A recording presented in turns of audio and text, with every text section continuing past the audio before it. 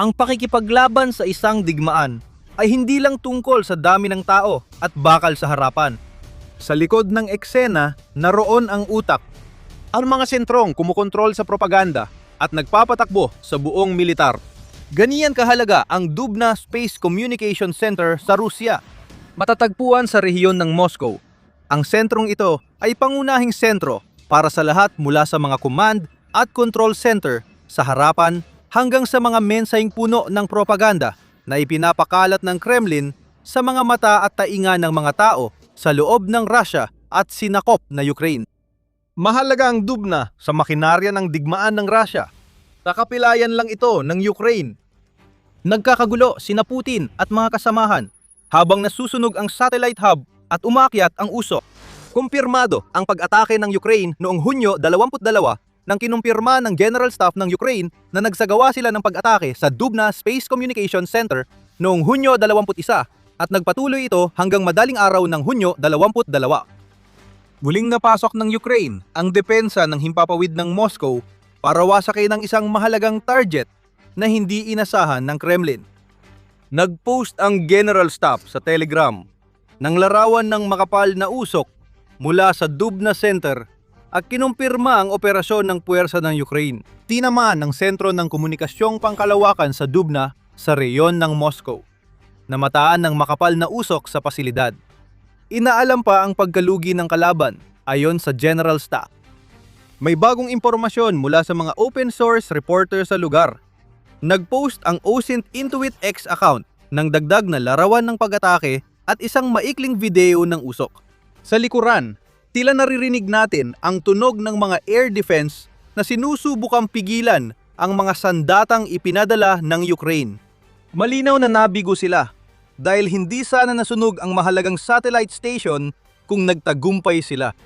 Ang nagawa ng Ukraine dito ay isang matinding dagok sa parehong puwersa ng Russia sa unahan at sa pagtatangka ng Kremlin na lasunin ang isipan ng mga tao sa pamamagitan ng naratibo nito. Para maintindihan kung bakit, kailangan nating suriin pa ang Dubna Center.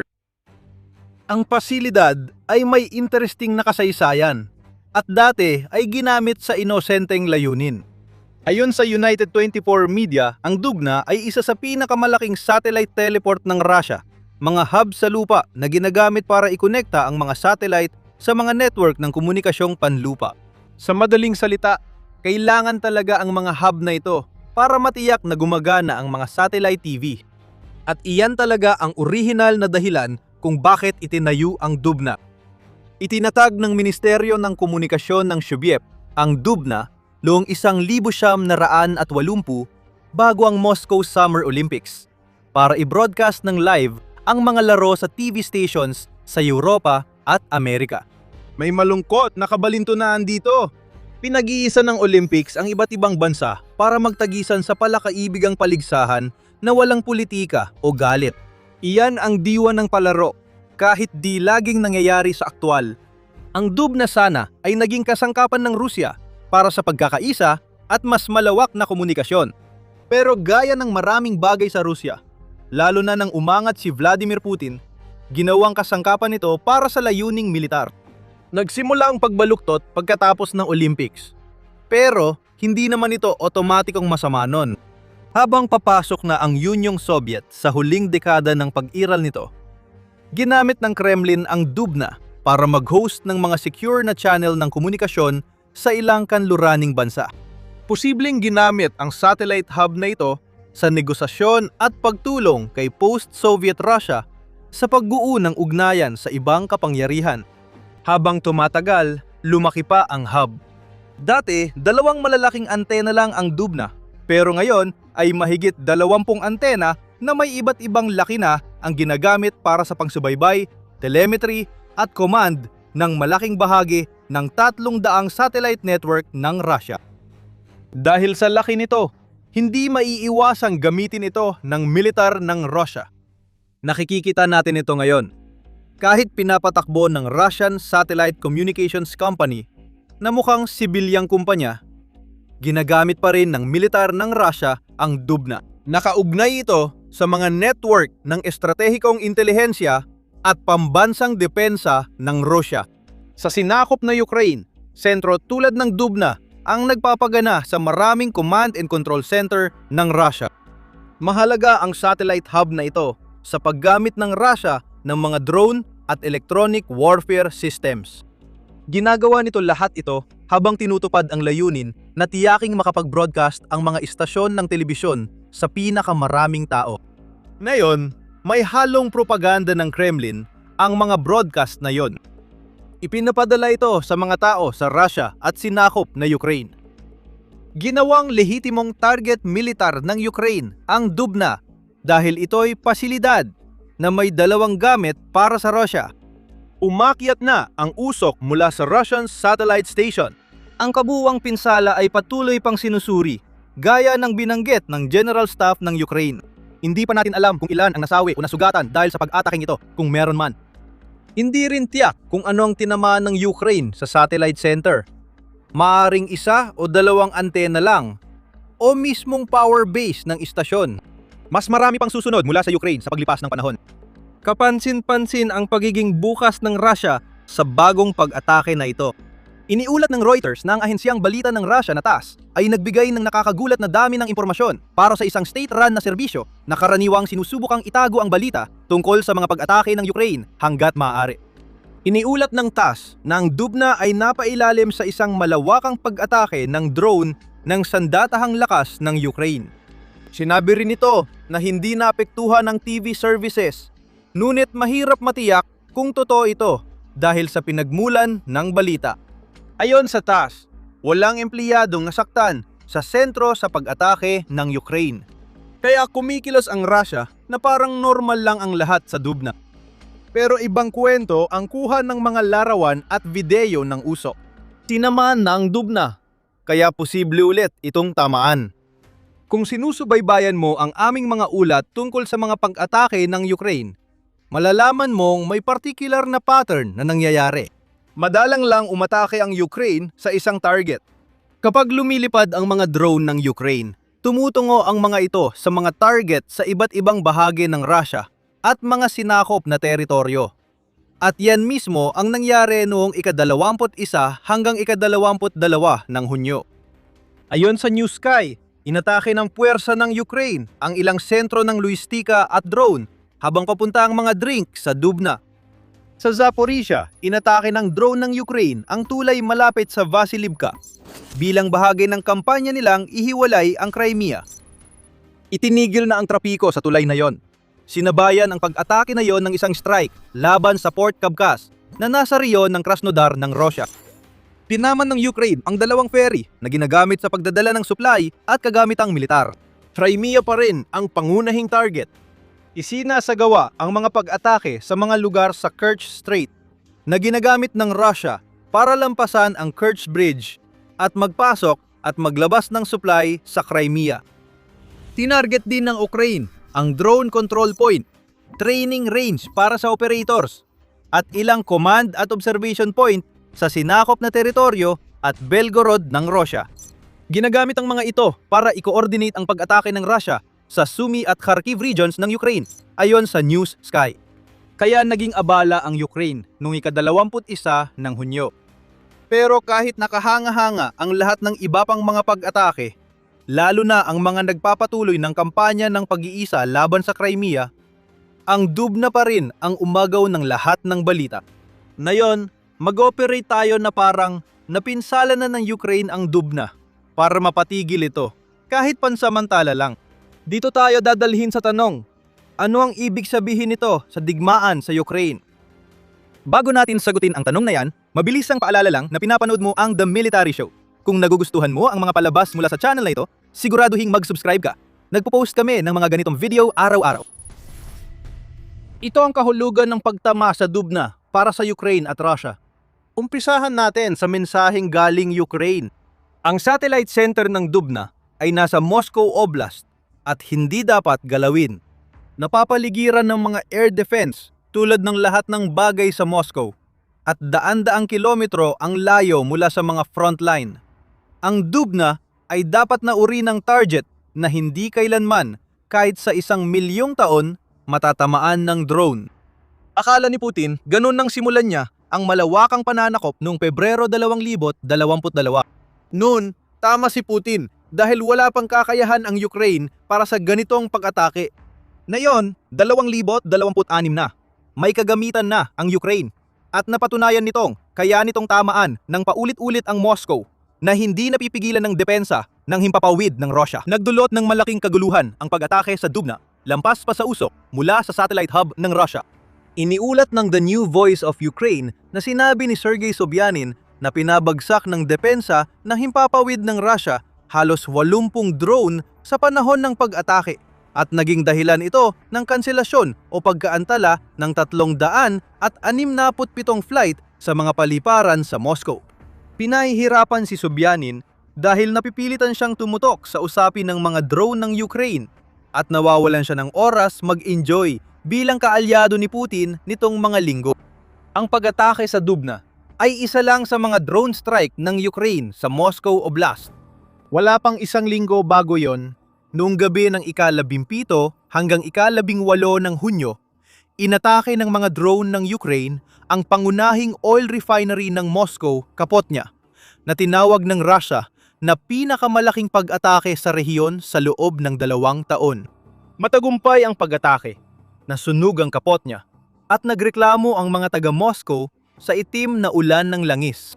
Siyempre, sinasabi ng Russia na walang ganong ulan na nangyari. Pero kapag nakita mo ang footage ng pag-atake na nagpapakita ng isang tangke ng imbakan ng langis na literal na sumabog ang takip, marahil dahil sa pumalyang Russian air defense missile na tumama rito, mahirap itanggi ang epekto ng pag-atake ng Ukraine. Nagpadala ang Ukraine ng mensahe sa Moscow noong Hunyo 17 at inulit ito noong Hunyo 21, ulan man ng langis o hindi. Hindi lang basta abot ang Moscow, isa itong aktibong target. At iyan ang isa sa mga pangunahing punto ng pag-atake sa Dubna.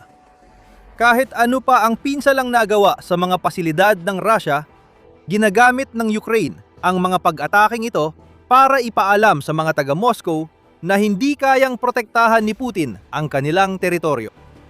Ang pinakaprotektadong oblast sa Russia ay 2 beses tinamaan sa isang linggo at nagkaroon ng pinsala. Sa psikolohikal na aspeto, malaking dagok yon para sa Russia.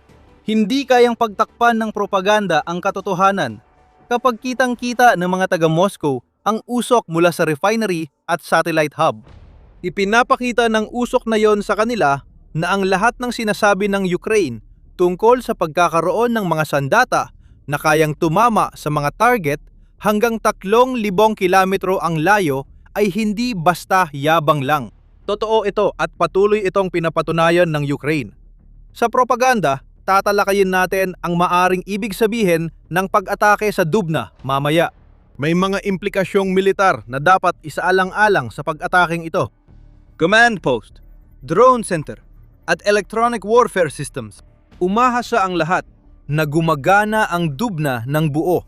Kaya ang pagkawala ng satellite hub na ito ay maaring lubang magpahina sa puwersa ng Russia sa mga nasakop na teritoryo at frontline ng Ukraine. Tandaan ang nabanggit tungkol sa gamit ng Dubna. Pagkatapos ng Olympics, ginamit ng Russia ang satellite para magbukas ng secure na komunikasyon sa ibang bansa. Makatuwirang isipin na gumagamit din ng ganitong channels ang mga command at control center sa Ukraine, lalo na ngayong lumaki na ang Dubna. Masama para sa Russia kung mawawala ang secure na komunikasyon at kakayahang mangolekta ng datos mula sa Dubna. Ang command at control center ay mahalagang pasilidad ng militar para mag-monitor, mag-analisa at mag-manage ng mahalagang sistema bilang sentrong lokasyon. Dito, pwedeng utusan ng mga kumanderang tropa at ikordina ang mga atake sa harap. Kailangang naka-encrypt ang komunikasyon para hindi ma-intercept ng kalaban ang mga mensahe at tuloy-tuloy ang daloy ng datos sa command at control center para mabigyan ang kumander ng malinaw na tanaw sa labanan. Kapag bumagsak ang Dubna dahil sa sunod-sunod na pag-atake at napatunayang kayang tamaan ng Ukraine ang satellite hub, magdudulot ito ng kaguluhan sa mga Ruso. Ang mga pagsalakay sa harapan ang pinakamatinding maaapektuhan at magdudulot ng mas maraming kaswalti sa mga Ruso sa digmaang umabot na sa higit 1.39 milyong nawala. At nandyan pa ang mga drone.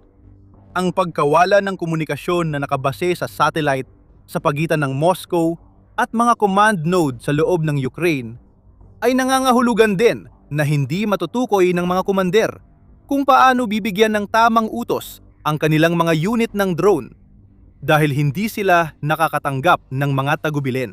Maaring tumulong din ang Dubna sa satellite navigation ng maraming strike drone ng Russia. Ayon sa New Sky, mahalaga ang Dubna sa pagkontrol sa mga drone, kaya makatuwiran ang ganitong palagay. Bagamat kilala ang Ukraine sa drone strategy laban sa Russia, hindi rin dapat balewalain ang paggamit ng Russia ng mga drone. Noong Mayo, nagpakawala ang Russia ng record na 8,150 drone laban sa Ukraine. Patunay ng laki ng kanilang long-range na kampanya. At ayon sa Moscow Times, plano ng Russia na gumawa ng 7.3 milyong FPV drone sa 2,026 na katumbas ng halos 20,000 unit kada araw. Malaking banta sa Ukraine ang mga drone ng Russia. Kung pansamantalang isara ang Dubna, magiging ginhawa ito para sa tropa at sibilyan ng Ukraine. Mapipilitan ang mga unit ng drone ng Russia sa harapan na ipagpaliban ang kanilang mga pag-atake, lalo na kung hindi sila nakakakuha ng impormasyon mula sa mga command and control center. Ang strike drone ng Russia na umaasa sa satellite navigation ay maaring hindi makalipad o mas madali nang maharang ng air defense at electronic warfare techniques. Mahalaga rin ang Dubna sa paggamit ng Russia ng electronic warfare systems sa Ukraine. Ayon sa New Sky, karaniwan, gumagana ang mga sistemang ito sa pag-jam ng satellite signals ng kalaban, gaya ng drone o missile. Para mangyari yon, kailangan ng Russia ng access sa kanilang satellite network para maipadala ang jamming signals. Gusto ng Russia gumamit ng downlink jamming na ayon sa Modern War Institute at West Point ay pag-abala sa satellite signal habang bumababa sa receiver. Kung tama ang New Sky, posibleng pinapagana ng Dubna ang Russian EW system para sa ganitong jamming. Kung hindi gumagana ang Dubna, hindi mangyayari yon. At ibig sabihin nito, mas magiging mapanganib ang mga mid-range na drone ng Ukraine. Ang mga drone na yon ay kasalukuyan ng ginagamit sa kampanya ng Ukraine para lisahin ang logistics, na layuning sirain ang mga logistics ng Russia sa mga lugar sa likuran na malapit sa labanan. Kinumpirma ng French open source analyst na si Clement Mollard sa RBC Ukraine na may hindi bababa sa 500 ganitong atake laban sa mga truck at transport vehicle ng Russia mula Mayo 1 hanggang Hunyo 18. Nakumpirma lahat ito sa pamamagitan ng video evidence.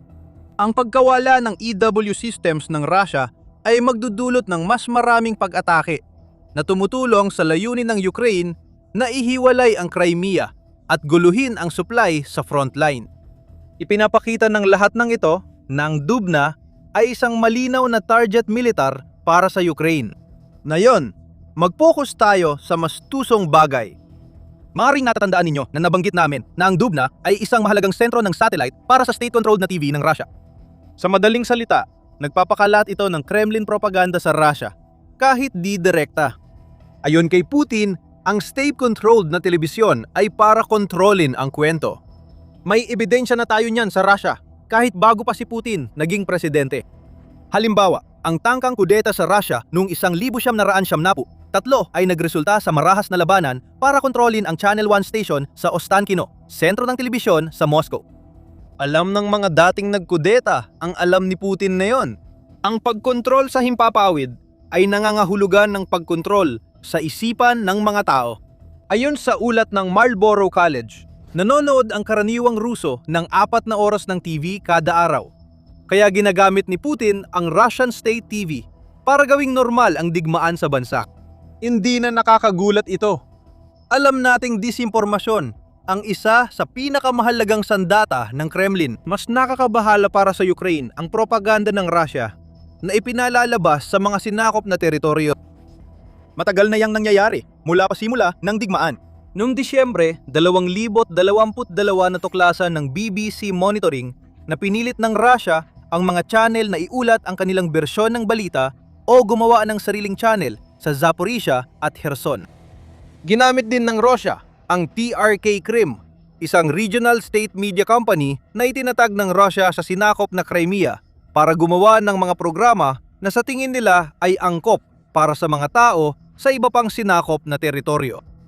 Noong Hunyo 2025, iniulat ng Kyiv Independent na tinanggal ng Russia ang mahigit 1,000 kagamitan na nagbibigay ng access sa telebisyong Ukrainyano sa mga sinakop na teritoryo sa loob ng 1 linggo. Layuning punuin ang impormasyon ng propaganda. Naglabas ang Russia ng TV package na Ruski Mir. Ayon sa ulat ay may 20 state TV channel ng Kremlin, 11 entertainment at 10 regional channel sa mga sinakop na oblast ng Ukraine. Ipinapakita nito na hindi lang militar ng Ukraine ang target ng Russia. Pinagtutuunan ni Putin ang kulturang gulugod ng bansa. Sa telebisyon, pinipilit ng Kremlin gawing Ruso ang mga sinakop na lugar sa pamamagitan ng pagbaha ng minanipulang impormasyon hanggang maniwala ang mga tao sa bersyon ng Russia. Pero ang pamamaraang ito ay kadalasang umaasa sa mga satellite channel. Ang anumang abala tulad ng sa Dubna ay maaaring hadlang sa layunin ng Kremlin na baguhin ang isipan ng mga tao sa sinakop na teritoryo. Ang maaaring pinakamalaking tagumpay ng Ukraine sa Dubna noong Hunyo 21 ay higit pa sa militar na aspeto ng pag-atake. Na yung alam ng Ukraine na kaya nilang tamaan ang satellite hub, siguradong susubukan pa nila. Sa mga susunod na pag-atake, posible pang dumami ang usok at di kumpirmadong ulat ng pinsala. Maaring masaksihan natin ang tuluyang pagkasira ng buong propaganda network ng Russia sa loob ng Ukraine. Kahit ganon, malaking pinsala para sa Russia ang pagkawala ng EW system. Ang pagtumba sa Dubna ay maaring gawing walang silbi ang mga sistemang yon at alam na natin kung gaano kalaki ang epekto kapag pumalpak ang mga teknik ng depensa sa himpapawid ng Russia. Ipinapakita yan ng pag-atake ng Ukraine sa Armyansk Crossing na sinusubukan ng Russia na gamitin para suplayan ang Crimea. Sa ilang minuto lang, winasak ng mga drone ng Ukraine ang 50 sasakyan sa tawiran at hindi sila napigilan ng EW. Alamin pa ang iba pang detalye sa panonood ng aming video at huwag kalimutang mag-subscribe sa The Military Show kung gusto mong makakita pa ng ganitong mga ulat. At salamat sa panonood!